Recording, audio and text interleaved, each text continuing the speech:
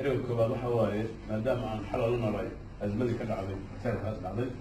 oo qofkii ugu dambeeya meesha ka soo baxay aan laga soo saaray 8 saacadood oo azmo ah aan ku dhex jiray waxyaabihii aan arkay ama aan qiimeeyey oo aan al-shabaab iyo argagixisada wixii aan ka akriyey iyo wixii noo muuqday oo dadku ku arkayno maalin kasta inay sameeyaan iyo wixii aan kutubta ka akrinay cabdidooda ku tacalluqan ka hadli jiran laakiin xalay waxaan la noolaa ficilkooda iyo toos ah oo mubaashir ah waxaan isii daro ah dad dhalinyaro ah wasarka dhalinyarada aniga waa arkay dad dhalinyaro ah oo soomaali ah oo islaam sheeganaya oo usoo galay hotel dad aaminiin ah oo nabad qaba oo rag iyo dumar iyo carruur iyo cid walba leh oo abriye ah oo aan xidin yar ahayn inay baabi'iyaan oo ay laayaan usoo galay saasaan horta indhaha soo saaray waxaa kaleeto duruusta aan soo arka kamid ah in qofku ajalkiisa u dhimanayo hadda soomaal iyo walaashan butrola iyo sahra waxay noo geesinimo geliyeen in cabsida iyo qorshe xumada iyo go-aan xumada inta meel la iska dhigo dadkan cadowga ah oo aan qofna reebayn in la iska xoreeyo dawladduna ay arrinta hoggaamiso shacabkuna garab istaagaan arrintaas iyadaa marka duruusta xal aan ka faa'iidaysta waxaa kamid a nimankan qofkii ilaahay dila unbay dilaya khudbadii jimcihii soo dhaaf khudba jumcadaan akriya iyaga ka hadlaaya shalay subaxi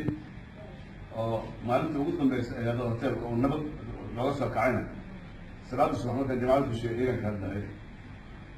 marka qofka adduunka ugu nacbi yihiin waxaan malaynaha maanta sheekh nuur baaridaani qofkayna ganacmi ma jirto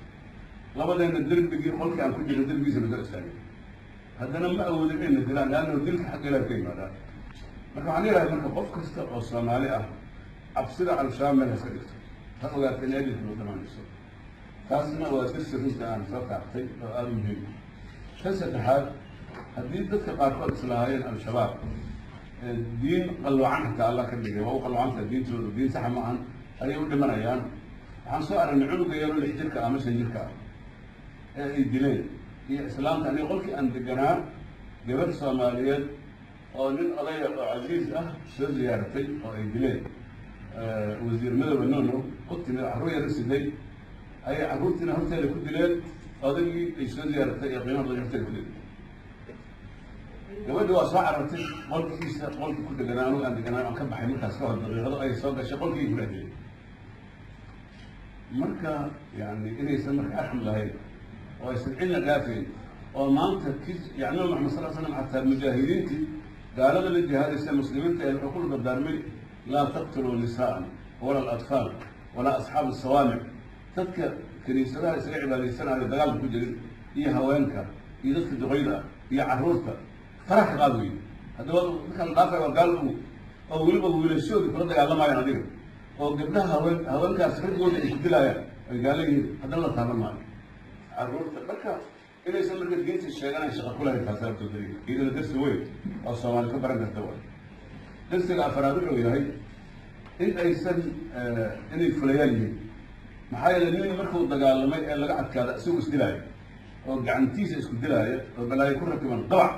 waan fiirsanaynay meeshaan joognay xalay ilaa ay ka dhamaatay nagu dhamaatay usheena ku dhamaatay waxbay turtuuraayeen maboyna turtuuraayeen marka ugu dambaysa runtii ayaga ayaa isdhamaynaya haddana marka dambe gacantiisa isku dilaa darsiga afaraad ama shanaad oo ka faaidna waxaa kamid a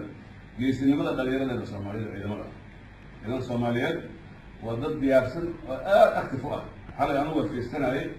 barnaamijka mar shabaab iyo annaga meesha soo joogna kaliya ciidankooda ka maqnaayeen gurmada ku yimideen